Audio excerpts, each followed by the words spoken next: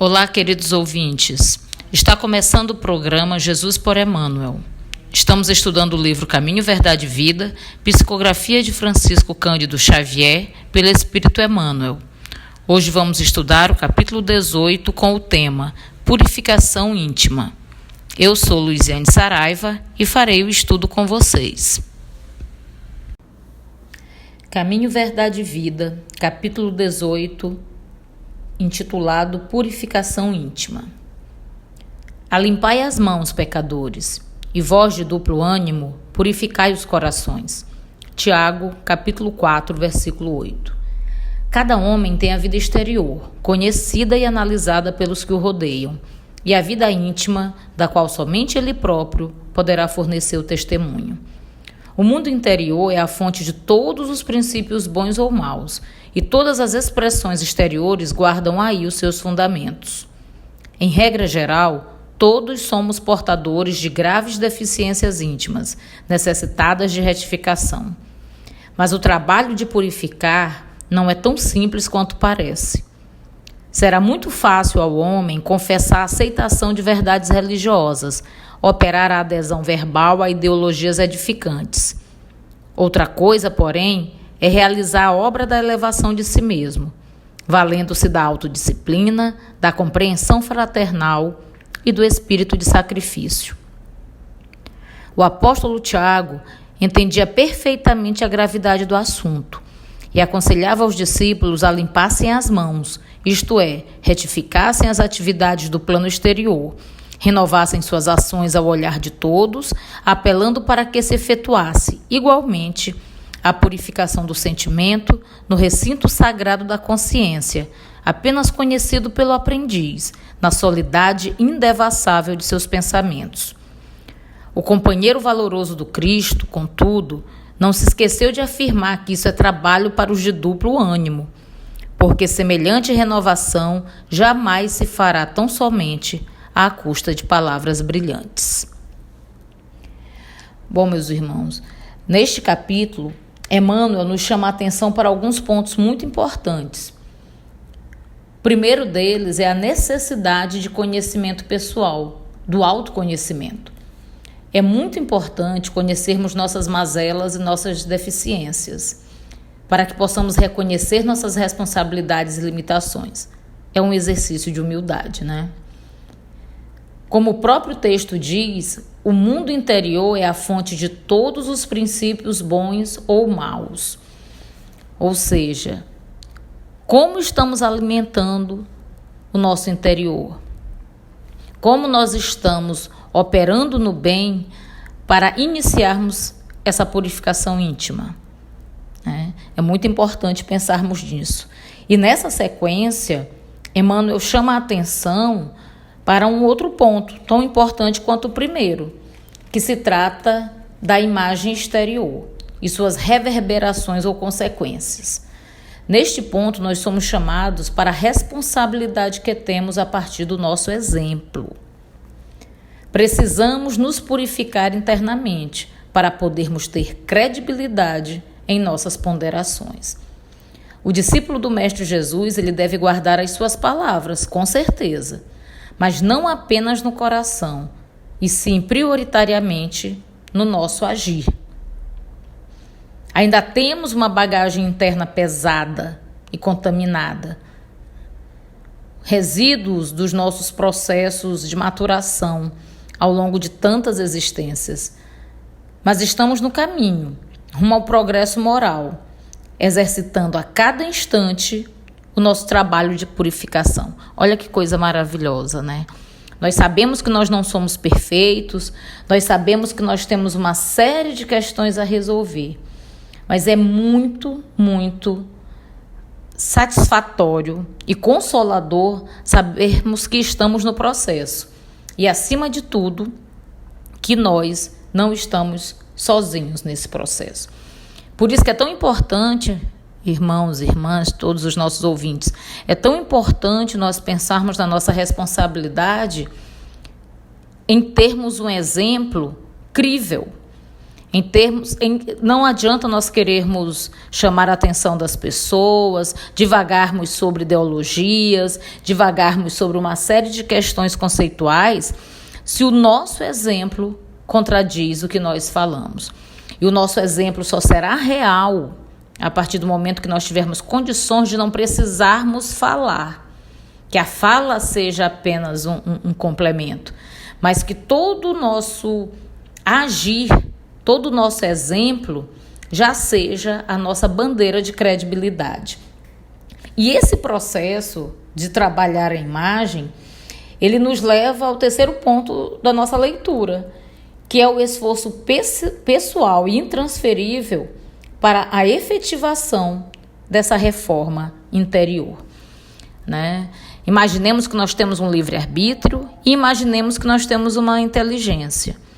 Mas nós precisamos que essa inteligência ela seja progressiva e dinâmica e, acima de tudo, útil, né?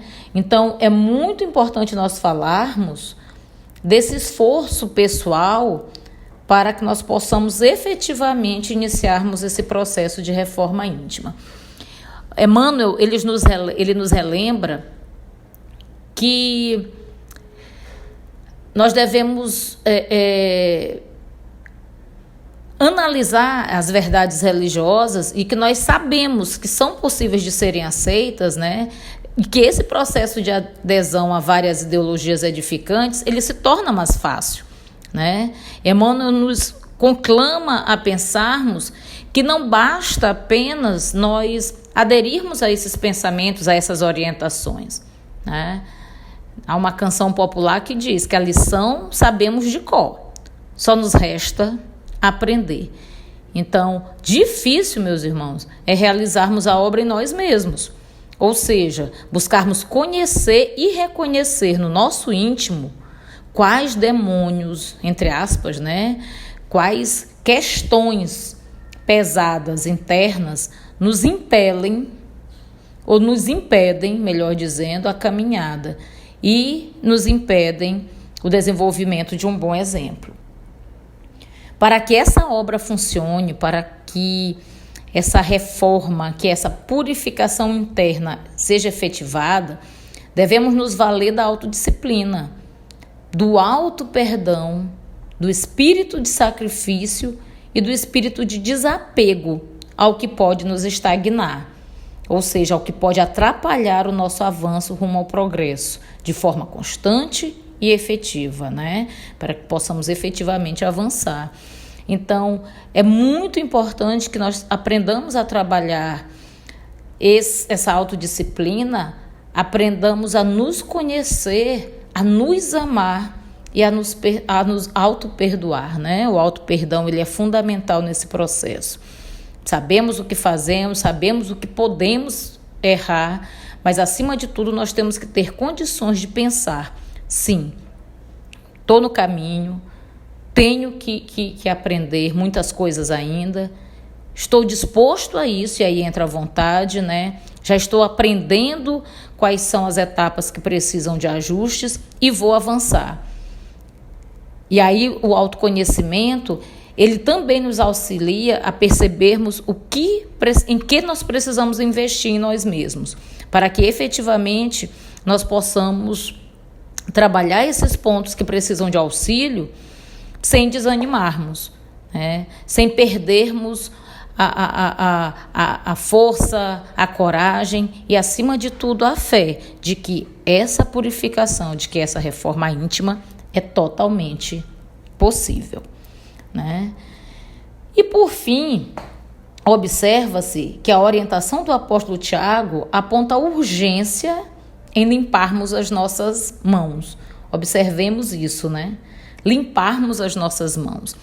Como você pode querer que o outro se limpe, que o outro avance, se nós estamos com as mãos sujas, né? Se nós ainda não começamos esse processo de higienização de todo o nosso interior, para que o exterior, e aí vem a figura das mãos limpas, né, possa efetivamente dar um exemplo que não seja falho, né? O nosso exemplo, ele tem que ser eficaz, ele tem que ser seguro, ele tem que gerar credibilidade, porque nós não estamos falando por nós.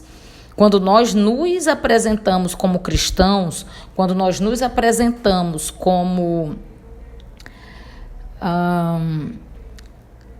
discípulos do Mestre, quando nós nos apresentamos como espíritas, nós trazemos toda uma carga maravilhosa de credibilidade. E isso tem que vir a partir do nosso exemplo.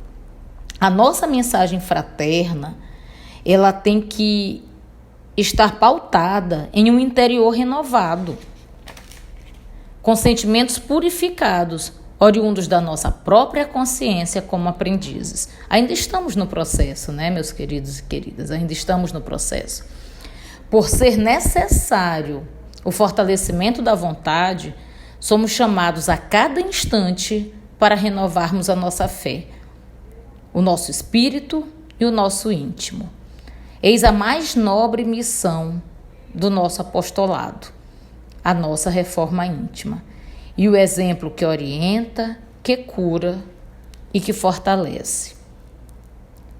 E para que nós possamos trabalhar esse exemplo, nós temos que buscar o exemplo, para nesse exemplo fitarmos os nossos olhos e conseguirmos avançar. É onde nós buscaremos a nossa força, né? E onde está esse exemplo? Quem é este exemplo? É o Cristo. Mas eu sei em quem tenho crido, né? E estou bem certo que é poderoso. Então, nós temos crido em quem? A nossa reforma íntima, ela vem pautada no modelo de quem? Qual é o nosso modelo? Qual exemplo nós devemos seguir? É o exemplo do Cristo, que em sua passagem amorosa pela terra, nos ensinou o passo a passo para esse aprendizado. E nos deixou, meus irmãos e irmãs, um tutorial maravilhoso, didático e direto, cheio de orientações amorosas, fraternas, libertárias, inclusive.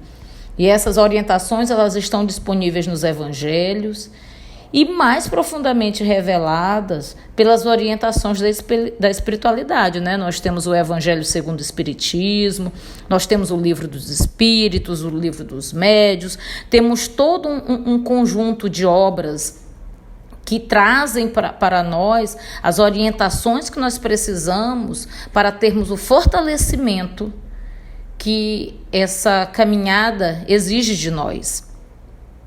Não é um caminho, Emmanuel sempre fala isso em suas obras, não é um caminho fácil. Ninguém disse em momento algum que esse caminho seria fácil. Mas nós sabemos que esse caminho é um caminho extremamente possível e extremamente necessário. E quando a gente percebe que nós não estamos sozinhos, que esse processo de purificação íntima, ele é um processo no qual nós estamos acompanhados pelo Mestre Jesus e completamente abraçados pelo seu amor, esse se torna um fardo leve, um jugo leve, seguro, totalmente possível de ser carregado. E é um processo. Essa reforma íntima, acima de tudo, é um processo de amor, pois faz parte da providência divina que nos permite e nos auxilia nessa condução para que futuramente nós possamos ultrapassar essas provas e expiações às quais estamos sujeitos e sujeitas e nos permitirá, com certeza, alcançarmos a nossa meta maior, que é o nosso verdadeiro progresso. Dessa forma, nós podemos pensar em como é importante para todos nós esse caminho de luz e termos a certeza de sermos também caminho de luz e instrumentos de paz para todos os que convivem conosco nesta trajetória terrena. Essa foi nossa contribuição para o estudo da obra Caminho, Verdade e Vida. Amanhã estudaremos o capítulo 19. Gratidão. Paz para todos.